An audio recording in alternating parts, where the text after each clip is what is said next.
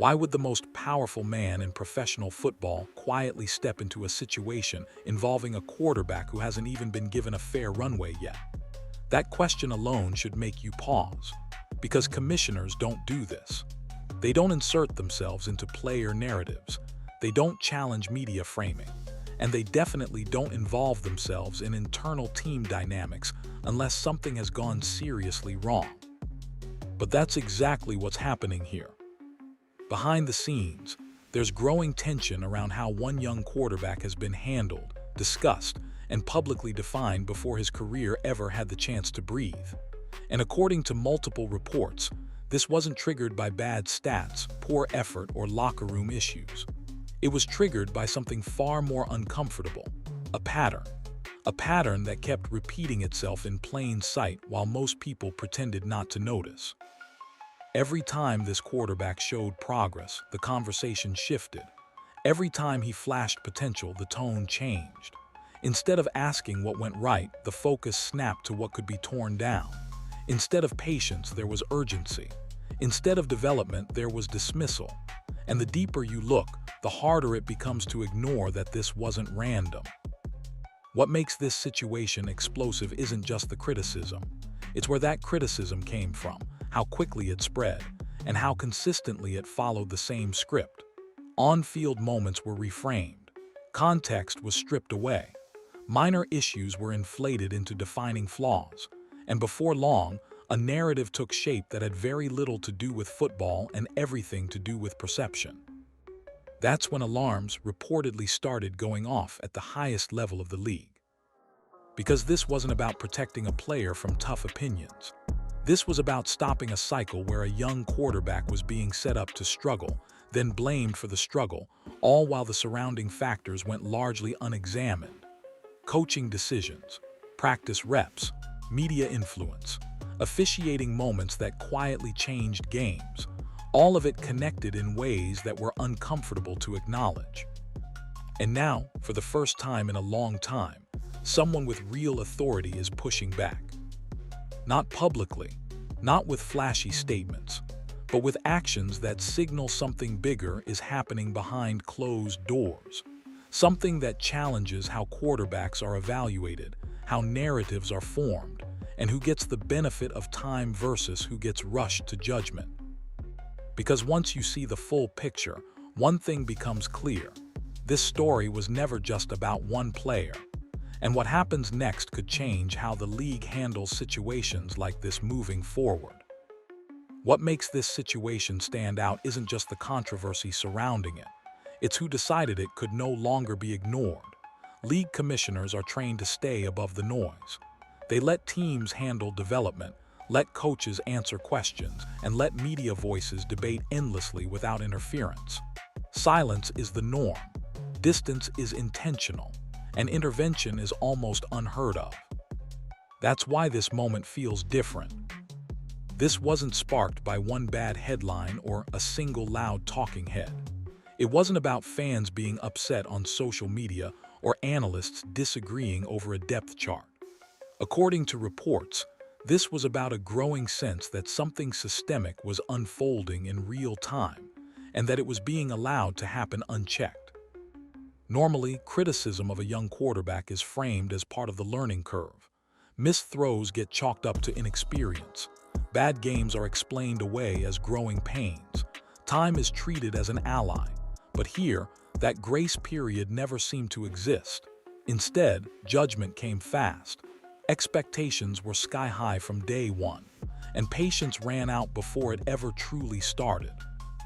What reportedly caught the league's attention was the consistency of it all. The same talking points resurfacing week after week. The same doubts being raised regardless of context. The same framing, even when the on-field performance didn't justify it. That's when it stopped looking like normal scrutiny and started looking like something else entirely. And that's the line commissioners don't usually cross, unless they feel the league itself is at risk. Because once public narratives harden, they don't just shape fan opinion. They influence coaching decisions. They affect confidence. They alter how referees, executives, and even teammates subconsciously view a player. Left alone, they can quietly derail a career before it ever gets a fair chance to take off. That's why this wasn't treated as just noise. Reports suggest this was viewed as a credibility issue, not for the player, but for the league. If opportunity and merit are supposed to matter, then perception can't be allowed to override reality. And if a young quarterback is being evaluated through a harsher lens than his peers, that raises questions no league wants lingering unanswered. This is why intervention here matters. It signals that what's unfolding isn't being dismissed as coincidence or bad luck. It's being examined as a pattern. And once a pattern is acknowledged at the highest level, the entire conversation changes. Because if this truly crossed a line, then what comes next won't just affect one team or one player. It will force a reckoning with how narratives are formed, who controls them, and how much damage they're allowed to do before someone finally steps in. The moment you stop looking at individual plays and start looking at sequences, everything changes. Because this wasn't about one rough game or one unlucky hit. It was about what kept happening after momentum started building. Time and time again, just as things began to click, something would interrupt it, and not in subtle ways. There were stretches where the quarterback showed clear command, clean reads, confident throws, poise under pressure. The kind of moments coaches claim they're waiting to see before giving more responsibility. And then, almost like clockwork, the rhythm broke. Late contact that never drew a flag, hits that would have sparked outrage if they happened to more established names. Pressure allowed to mount without adjustment, protection that never fully arrived. What made it concerning wasn't just the physical toll, it was the silence that followed. No urgency from officials, no accountability afterward, no conversation about why those moments were allowed to happen in the first place. Instead, the focus shifted instantly, not to the hits, not to the lack of protection, but to the quarterback's response to them. That's where the pattern becomes hard to ignore. Rather than asking why a young player was being put in vulnerable situations, the narrative pivoted to toughness, readiness, whether he was built for the league. Suddenly, the conversation wasn't about football execution anymore. It was about resilience, grit, and intangibles that are impossible to measure and easy to weaponize. And this didn't happen once. It happened repeatedly.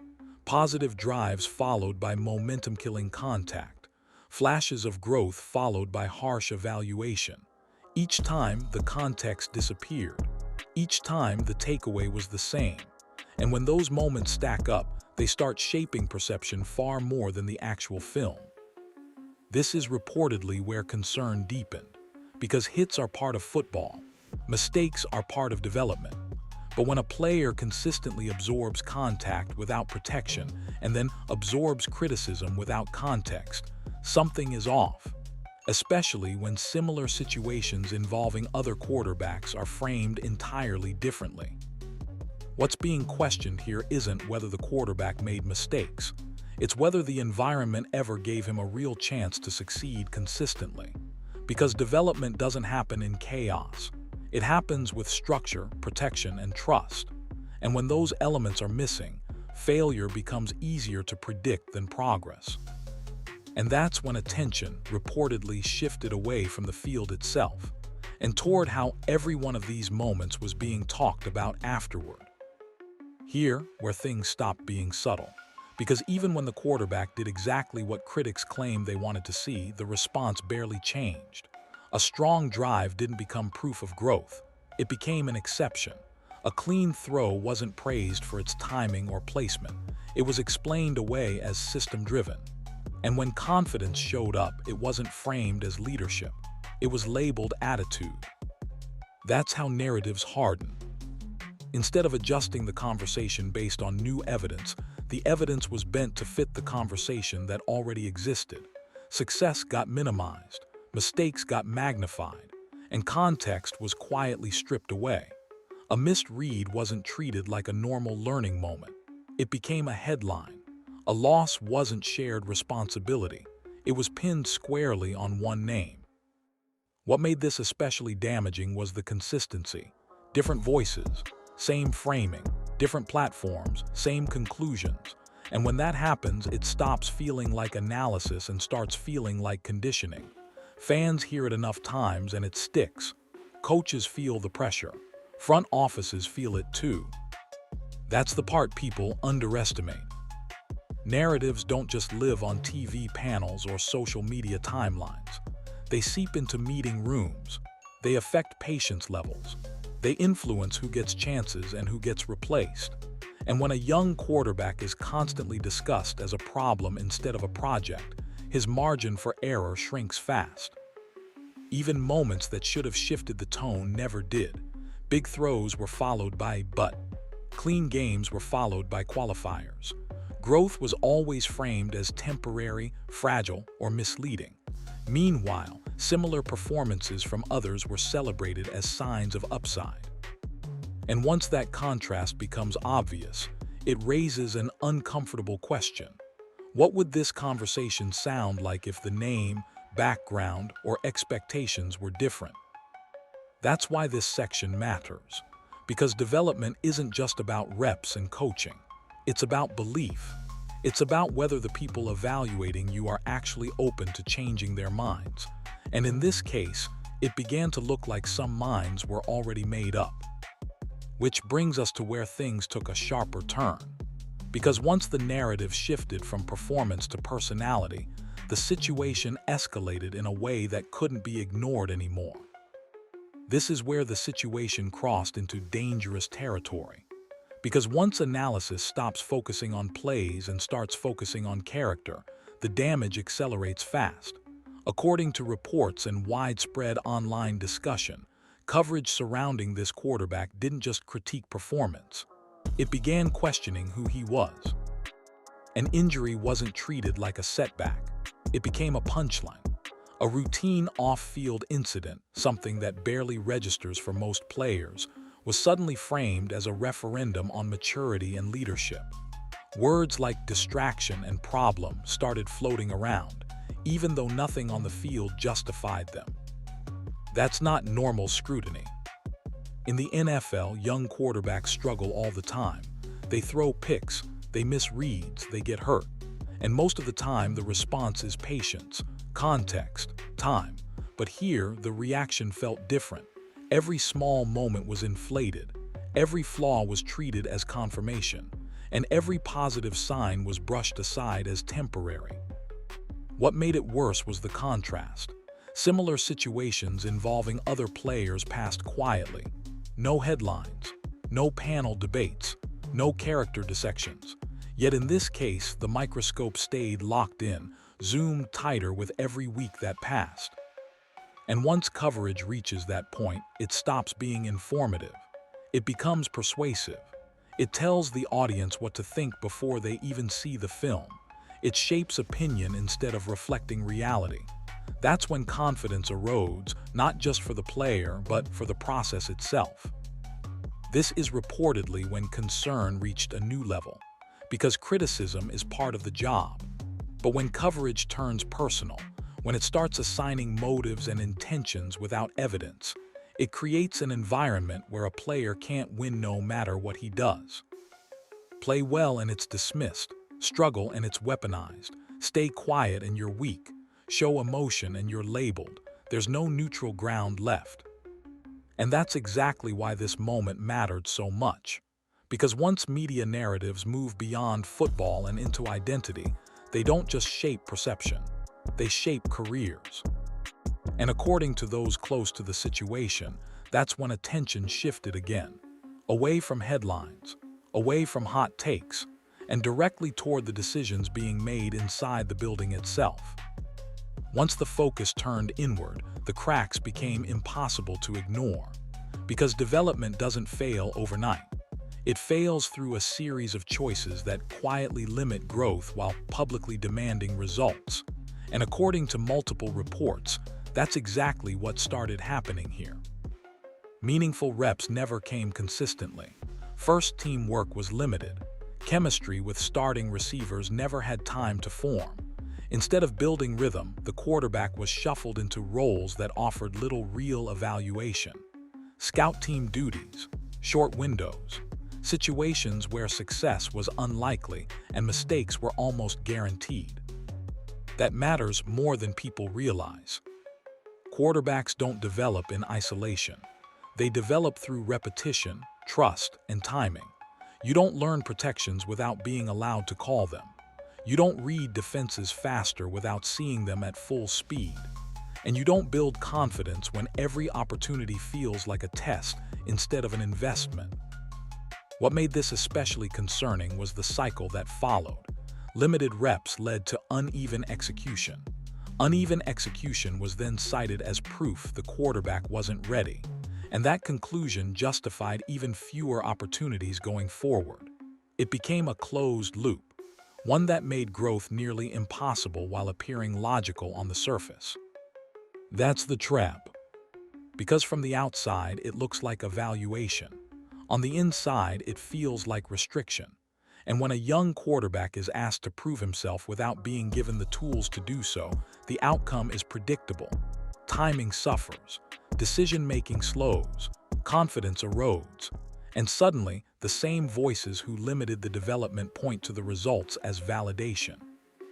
Reports suggest this is where internal alarm bells started ringing, not because mistakes were made, but because the process itself seemed compromised. Development isn't about perfection, it's about progression. And when progression is blocked, intent starts getting questioned. This wasn't about protecting someone from competition. It was about whether the competition was ever fair to begin with. And once that question entered the conversation, it stopped being just a coaching issue. Because when leadership choices reinforce the same narratives already circulating publicly, they don't just affect one player, they reinforce a system. That's when the situation reportedly escalated beyond the building, beyond the coaching staff, and into territory that rarely gets touched unless the league believes something larger is at stake. This is where the story takes a turn that almost no one saw coming. Because according to multiple reports and league insiders, the situation didn't just raise eyebrows internally. It crossed a threshold. And once that happened, attention shifted to the very top. Now, to be clear, none of this was announced publicly. There were no press conferences, no official statements, no dramatic league memos leaked online. But behind closed doors, it's been said that conversations started happening that simply don't happen unless leadership believes something has gone fundamentally wrong.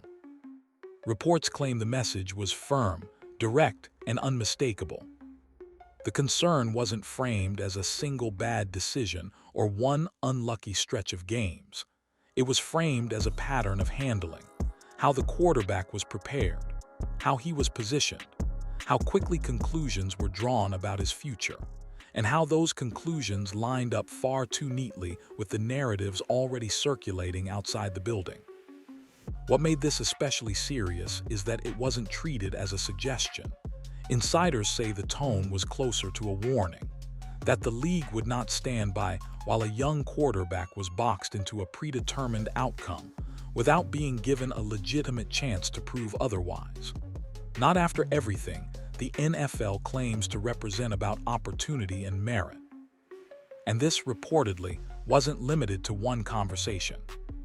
Sources suggest multiple touchpoints followed, questions were asked, processes were examined. Decisions that once seemed routine were suddenly being looked at through a very different lens. Not just did this make football sense, but did this give the player a fair chance to succeed? That distinction matters. Because once league leadership starts asking why instead of accepting what, it changes the power dynamic completely. It sends a signal that development isn't just a team issue anymore. It's a league issue. And that certain patterns, even if they've existed quietly for years, are no longer being brushed aside as coincidence. What's striking is how rarely this happens. Intervention at this level is almost always reactive. Scandals, legal exposure, massive public fallout, but this wasn't that. This was proactive, quiet, intentional. And that alone tells you how seriously this was taken. Because when intervention happens without headlines, it's usually because the goal isn't damage control, it's correction. And once that process begins, the ripple effects don't stop with one player or one organization. They force a much bigger conversation about who gets time, who gets patience, and who is expected to be perfect from the very start. At this point, it stops being about one quarterback, because what's being exposed here isn't just a flawed situation, it's a familiar one. A pattern the league has seen before, often brushed aside, rarely confronted directly. And that's exactly why this moment matters more than most people realize. For decades, certain quarterbacks have entered the league carrying a different kind of weight: shorter timelines, thinner margins, fewer mistakes allowed. Where others are labeled projects, they're labeled questions. Where others are given time, they're given ultimatums. And once that perception takes hold, it becomes incredibly hard to shake, no matter what the film shows. That's the uncomfortable truth sitting beneath this entire situation. Because evaluation is supposed to be about performance, preparation, and growth, but perception has a way of sneaking in. Confidence gets misread. Leadership gets redefined. Struggles that are normal for young players suddenly become proof of something deeper. And once those assumptions take root, they start influencing decisions at every level. This is what the league can't afford to ignore anymore. Not because it looks bad in headlines, but because it undermines credibility. Fans notice, players notice. Young quarterbacks watching from college and high school notice too. They see who gets patience and who doesn't. They see whose mistakes are forgiven and whose are weaponized. And over time, that erodes trust in the system itself. Reports suggest this is exactly why leadership views this moment as a warning sign. Not a scandal, but a signal. A reminder that progress isn't just about statements or slogans. It's about whether opportunity is actually distributed evenly when the cameras aren't rolling. Because if the league truly believes talent should rise on merit alone, then the process has to reflect that belief. Development can't depend on comfort. Growth can't depend on narrative. And quarterbacks can't be evaluated through different lenses based on assumptions that never make it onto a stat sheet. That's the larger issue now staring the NFL in the face. And whether it's acknowledged publicly or not, the way this situation is handled going forward will send a message far beyond one locker room.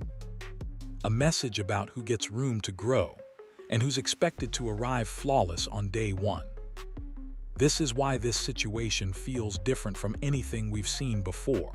Not because a quarterback struggled, not because media criticism got loud, and not because a team made questionable decisions. Those things happen every season. What makes this moment matter is that, for once, the cycle didn't just play out quietly until a career faded away. Someone stepped in, and that alone changes the equation. Because when intervention comes from the very top, it sends a message that goes far beyond one depth chart or one season. It tells teams that development isn't optional. It tells media voices that narratives aren't harmless. And it tells young players watching from the outside that they're not crazy for noticing the double standards that so often go unaddressed. This was never about shielding a player from criticism. Tough evaluation is part of professional sports, but there's a difference between evaluation and erosion, between accountability and sabotage. And when those lines blur, the league doesn't just risk losing talent, it risks losing credibility. What happens next is the real test. Because if this moment leads to real change, not just quieter conversations, then it could reshape how young quarterbacks are handled moving forward, how patience is applied, how narratives are challenged, and how quickly labels are attached to players who haven't been given the same margin for error as their peers. And if nothing changes, then this becomes another cautionary tale. Another example of potential cut short not by lack of ability, but by lack of opportunity. That's why this story isn't finished, not even close. The league is watching. Teams are watching, and so are the players who know exactly how thin the line is between being developed and being dismissed. The question now is whether this quarterback deserved more time. It's whether the NFL is finally ready to confront how often situations like this happen in the first place. So what do you think? Was this intervention overdue? Or does it expose a problem the league has been avoiding for far too long? Because however you see it, one thing is clear. This moment didn't just challenge a narrative. It challenged the system behind it.